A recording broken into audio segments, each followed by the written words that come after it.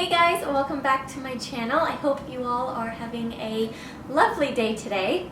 Today's video, I'm going to be talking about something that takes up a whole lot of my time when Hallie is napping and after she goes to bed, and it's something that I haven't really filmed or shown on this channel, but I know I've mentioned it before, and that is my Etsy shop.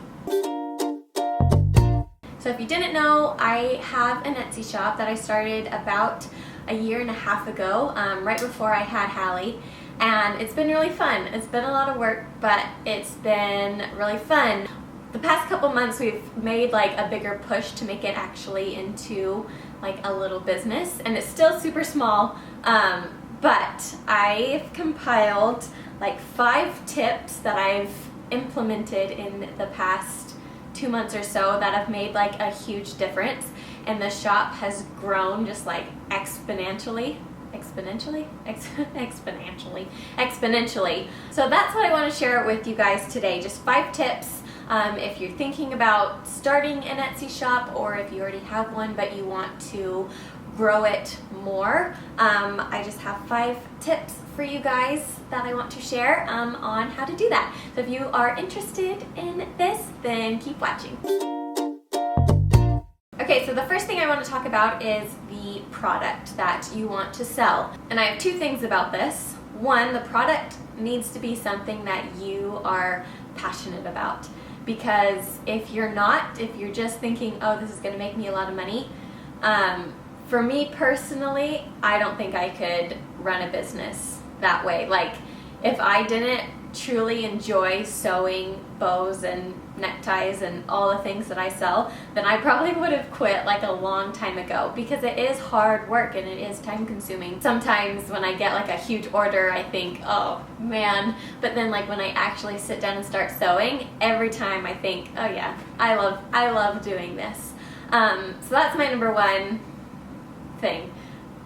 Put something on your shop that you just truly enjoy making. Okay, and the second part, and I don't want this to sound like mean, but obviously you need a product that people want to buy, that there is a demand for, because you don't want to waste all your time and hard work creating something that nobody wants. So yeah, you just want to make sure that a product that you place is something that people will want to buy. Okay, so my second tip is photos. Photos make a huge difference. On your Etsy shop, people basically determine like if they're gonna buy your product based on the photo, because that's really all they have to go off of. So you want your page to be visually pleasing. Obviously, people have different preferences to what they like to look at. I'm just going to share what I personally like and what makes me inclined to buy things. I love it when photos are really clean, when there's like a white backdrop, and it's helpful when your photos like all match. Obviously, if you're constantly putting new products, it's really hard to get the exact lighting on all your pictures if you're not just taking all the pictures in one go. So I know my shop isn't perfect. I know all the pictures aren't exactly the same lighting on all the pictures, but I do feel like I do a pretty good job at having them all look the same. They all have the similar feel. So I just want to share with you like some of my little tricks on how I get my photos on my shop to look all similar. I do use soft boxes, and I honestly only have them because I do YouTube. So if I didn't have them, or before I had them, I really would just use natural light, try to get the best lighting I could. I do use soft boxes now, and I think you can probably find a little one for fairly inexpensive if you have little products that you want to shoot. I think it does make a difference, just good lighting. You don't need a soft box, but if you think that will help the quality of the lighting in your home or wherever you are, then that may be something to consider, and I'll try to find a few that are fairly inexpensive to link down below. So yeah, good lighting is a huge thing. You don't want shadows on your photos, you just want them to be nice and lit so people can see all the details and everything on your product. Second, the background. Like I said, I like a white background. I don't like when pictures are like just super busy in the background because that takes your focus off the actual product. So I'm going to show you what I use for my pictures. I showed my friend this and I don't think it was what she expected because it's kind of, I don't know. I'll just show you. Okay, so for all my pictures, I use this. This is just a wood round that I got at a craft store. So I put all my bows just in the center of that. And then I put the wood round on this piece of wood that I made. And this is what's in all my pictures. It's literally just like planks of wood that I glued together. And then I just took like white paint and just painted it and made it look kind of like distressed wood. Like it would be like a cool vintage wooden table. No, it's just literally like a square of wood that I glued together. Which is awesome because it's small enough that I can like tuck away in a closet when I need to and bring it out for pictures. But yeah, you don't need anything fancy. This is literally what I made. I just stick this on here, put the bow in the middle, and then I usually have some sort of greenery, like a piece of eucalyptus or just some sort of greenery along the side to make the picture like pop a little bit more. But yeah, that's literally all I do. And I just like the look of it. I like the wooden look. I still wanted it white, but it has like some character to it, you know?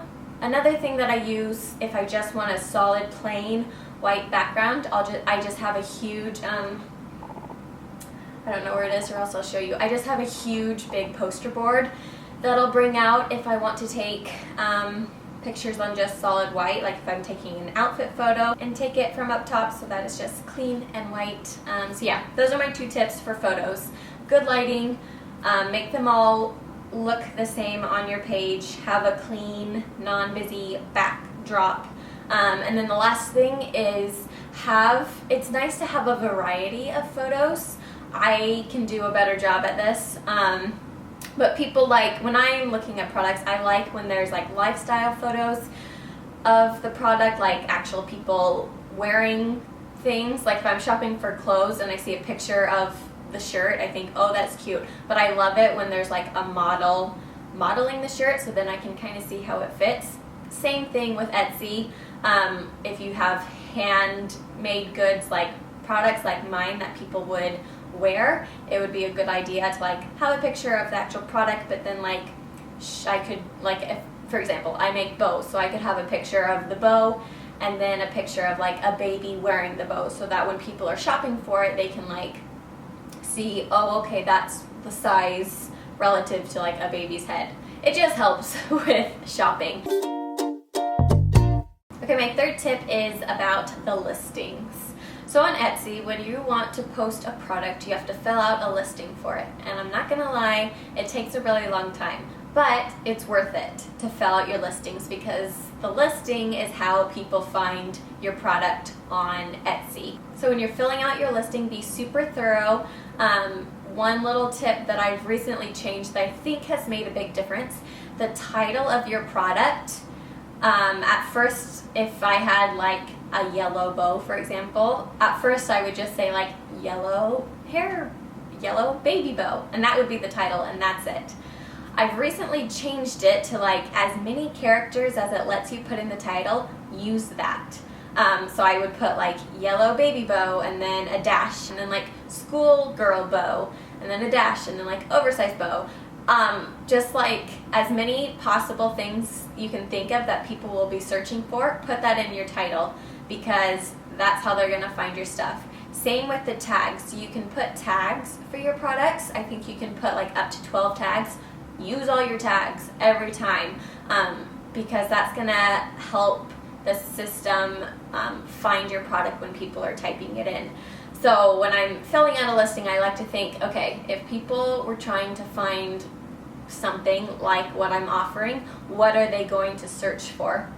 And that's how I'll kind of cater the description of my product, the title of my product, all the tags that I put in the product. It lets you fill out like what holiday it could be for, what colors are in your product. There are just so many things to fill out, and I would recommend just like doing it all. Fill it all out so people will find your products. Etsy does a super good job at showing you statistics about your shop and about your products. You can actually see where all your people are coming from who are shopping your products, or at least looking at your page. You can see which products are getting the most views. You can see what people are searching for. You can see like actually what people typed in that brought them to your page, and you can use that to then put into your title or put into your description so that it will for sure like keep popping up when people type in those things, which that's super helpful. Okay, the fourth tip that I have is about social media. Social media can be a bit of a daunting task because there's so many platforms out there, and it's just like a lot of work to keep up with social media, but I think it is important, especially for Etsy. Etsy is a small site, and some people, if they're looking for something, a handmade good, they may automatically just go straight to Etsy. Other people might not even have like heard of Etsy before. Doesn't even cross their mind to look there first. So it's good to get your products on other platforms that people will be on, like Facebook, Instagram. Those are the two other ones that I have mine on. I know there's other ones you can put your stuff on, but I can only do so much. So yeah, it's a good way to have different avenues for people to, first of all, find your shop. And it's also a good way to showcase those lifestyle photos. On Instagram, a lot of my photos are of people wearing my products that they've tagged me in, which is really nice because then I don't have to take a lot of photos myself. I can just use other people's photos with their permission, and it's great because they like seeing their photo on your account, and then other people see it and they think, oh, that looks super cute, I want that for my daughter too. And it just like spirals on and your business grows. I also think it's a good idea to utilize social media because it is a way more personal platform than Etsy. You know, with Instagram, you can do Instagram stories, and you can actually like talk to the people following you, and they can see your face, they know who you are, they connect with you. So yeah, it's been nice to like make friends through Instagram with like my customers, and it's just so fun to like talk to them and get to know people who are shopping your stuff. And I think people really like that. I think they like having a connection and like knowing the story behind your shop, and feel like they're growing with you instead of just like buying something and not really having a connection to it. Does that make sense? So yeah, I would say if you want to start an Etsy shop, start your shop, but then also start make accounts for the shop on like Instagram and a Facebook page, because more people will find you that way, and it just gives you a way to use your voice and to like show who you are, and have people just like love you and love your products. Okay, and the fifth and final tip I have goes along with social media, and that is collaborations / promotions. And this is something that I've only started doing like the past 2 months, and this is like what has made my shop skyrocket, is collaborations.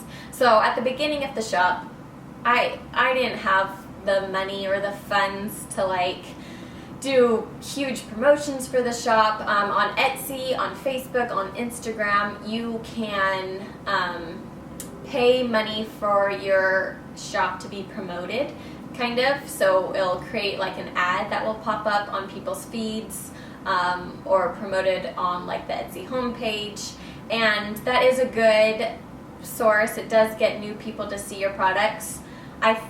For me personally, like you have to put in a good chunk of money for it to be like super successful, and I haven't done that yet just because I don't have the funds to do that. But what I found that is like even better when you have small funds like me, is just doing collaborations with different bloggers and different influencers on the different social media sites. So for the past 2 months, I've like made it a goal to send a bunch of influencers packages of bows. If I know they have a baby girl or a baby boy, I'll send them little boy bow ties. So I'll just reach out to them. So I've actually never like paid an influencer to post my stuff. I don't think I actually will, just because if they post about my product, I want it to be like they genuinely love it. I don't want them to feel like they have to post something because I paid them. So I think that's a principle I'm just gonna keep forever. Like, I don't think I'm ever going to like pay somebody to post something, but I will reach out to them and I'll say, hey, I have these products. I love your feed. I think your daughter is beautiful. I would love to send you some bows if you're interested. And I don't think I've ever gotten a no before. Like, people like free stuff. So I will send them a package of bows. Usually people are super, super sweet and they'll tag me in posts. They'll put a post in their stories or an actual post about it.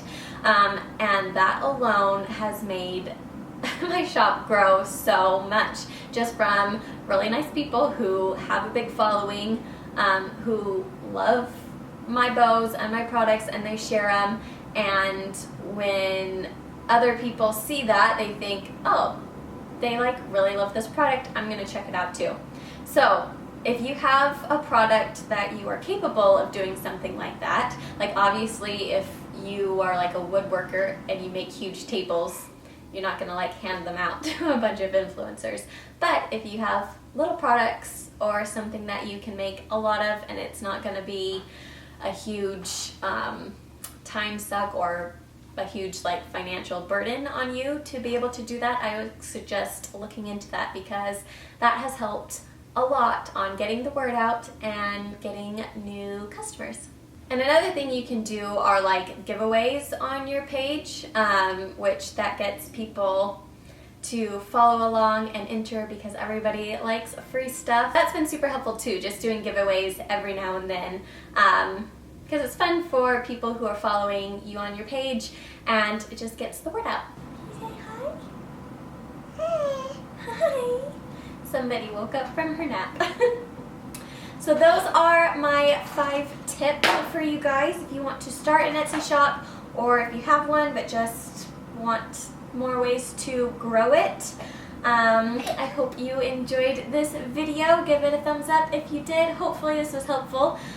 Subscribe to the channel if you haven't already, and I will see you next time with a new video very soon. I love you guys. Thanks. Bye.